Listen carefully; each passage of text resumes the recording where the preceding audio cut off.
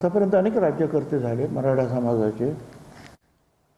मी नेहमीच तुम्हाला सांगतो, यशवंतरावांपासून तर सगळेच, पवार साहेबांपर्यंत विलासराव झाले, वसंतदादा झाले, नारायणराव राणे सुद्धा झाले, अनेक झाले. पण सगळ्यांना बरोबर घेऊन राज्य करण्याची त्यांची पद्धत होती. बरोबर घेणं म्हणजे विश्वासात घेऊन सगळ्यांना. आता हे काय चाललेलं आहे हे तुम्ही ते पाहता. याच्यावर मी निश्चितपणे जे आहे, तुम्ही पण बातमी जेव्हा देता तेव्हा भटक्या, विमुक्त आणि ओबीसी जे काही लोक आहेत, मतदार आहेत, संघटना आहेत, त्यांच्यामध्ये मोठ्या प्रमाणामध्ये चलबिचल होते, भ्रम निर्माण होतो. आणि मग ठीक आहे, आता मी थोडा काही मोठा नाही, पुढे काय होणार ते सांगण्याचं. ते मुख्यमंत्री आणि बीजेपीचे त्यांचे काही नेते असतील ते बघतील, ते सांगतील. पण एक मात्र मला निश्चितपणे सांगायचं आहे, या मागासवर्गीय समाज महाराष्ट्रामध्ये मोठा आहे. ओबीसी हा वर्ग आहे, एक जात नाही. 374 जाती आहेत. कुठल्या एका जातीसाठी आम्ही लढत नाही.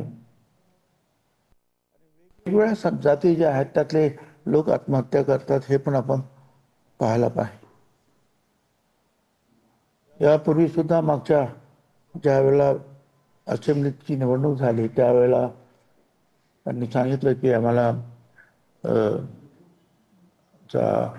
ओबीसी आमचा DNA आहे.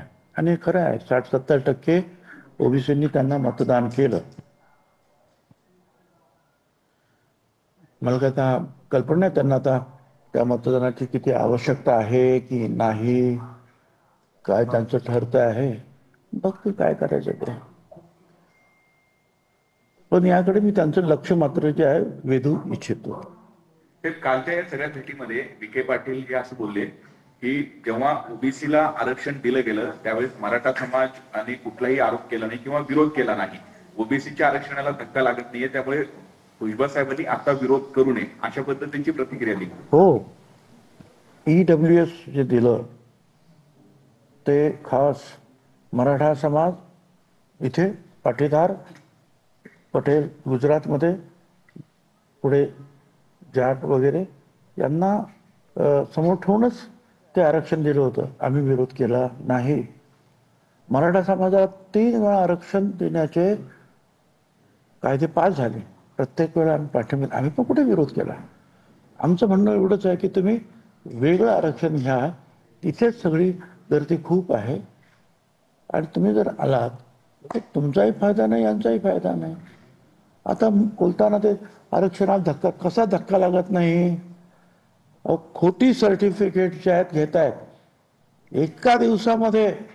आता मी तुम्हाला पहिल्यांदा दाखवतो पाहिजे तुम्हाला. सकाळी अर्ज केलं, संध्याकाळी सर्टिफिकेट हातात. कसा धक्का लागत नाही? तुम्ही काल पाहिलं, कुणबी समाजाचा मोठा मोर्चा आझाद मैदानला आला. ते खरे कुणबी, त्यांनी सुद्धा विरोध केला, सक्त विरोध, की आमच्यामध्ये चुकीचे कुणबी जे आहेत भरले जात आहेत, आमचा याला विरोध आहे.